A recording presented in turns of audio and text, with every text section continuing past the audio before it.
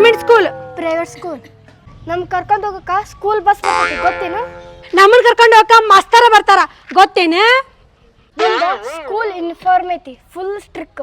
ನಮಗ 4 ಯೂನಿಫಾರ್ಮ್ ಅದಾವು, ಯಾವಾರ ಹಾಕೊಂಡು ಹೋಗು ವಾರ ಪೂರ್ತಿ.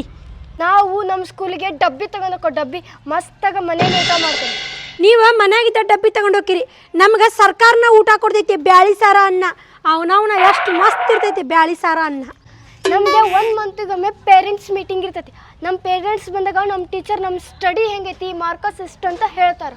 ನಮಗೂ 6 ತಿಂಗಳಿಗೊಮ್ಮೆ ಪಾಲಕರ ಮೀಟಿಂಗ್ ಇರ್ತೈತಿ. ನಮ್ಮ ಪಾಲಕರು ಬಂದಾಗ ನಮ್ಮ ಅಪ್ಪರು ಕೇಳ್ತಾರ, ನನ್ನ ಮಕ್ಳಿಗೆ ಚಂದಾಗ ಹಾಲು ಕೊಟ್ಟರೋ ಇಲ್ಲೋ, ತತ್ತಿ ಕೊಟ್ಟರೋ ಇಲ್ಲೋ, ಊಟ ಕೊಟ್ಟರೋ ಇಲ್ಲ ಅಂತೇಳಿ ಎಲ್ಲ ವಿಚಾರಿಸ್ಕೊಂತಾರ. ನಮಗೆ ದಿನಾನು ಟೀಚರ್ ಚೆಕ್ ಮಾಡ್ತಾರೆ, ಯೂನಿಫಾರ್ಮ್ ಕರೆಕ್ಟ್ ಐತೆ ಇಲ್ಲ, ಜಡಿ ಹಾಕೊಂಬಂದಾರ ಇಲ್ಲ, ಶೂ ಹಾಕೊಂಬಂದಾರ ಇಲ್ಲ, ಮತ್ತು ಉಗುರು ಎಲ್ಲ ಚೆಕ್ ಮಾಡ್ತಾರೆ. ನಾವು ನೀಟಾಗಿ ಹೋಗ್ತೀವಿ. ನಿಮಗಷ್ಟಲ್ಲ ನಮಗೂ ಚೆಕ್ ಮಾಡ್ತಾರ. ಆದ್ರೆ ನಮ್ದ್ರೊಳಗೆ ಹುಡುಗರು ಹೆಂಗಿರ್ತಾರೆ ಗೊತ್ತಾ?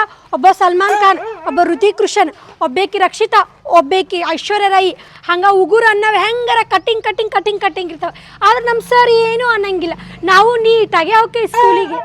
ಗೌರ್ಮೆಂಟ್ ಸ್ಕೂಲ ಹೆಚ್ಚು, ಪ್ರೈವೇಟ್ ಸ್ಕೂಲ ಹೆಚ್ಚು. ಗೌರ್ಮೆಂಟ್ ಸ್ಕೂಲ್ನಾಗ ಯಾರ್ಯಾರು ಓದ್ತಿರಲ್ಲ ಪಟ್ ಕಮೆಂಟ್ ಮಾಡಿರಿ ಗೌರ್ಮೆಂಟ್ ಸ್ಕೂಲ್ ಅಂತ ಹೇಳಿ.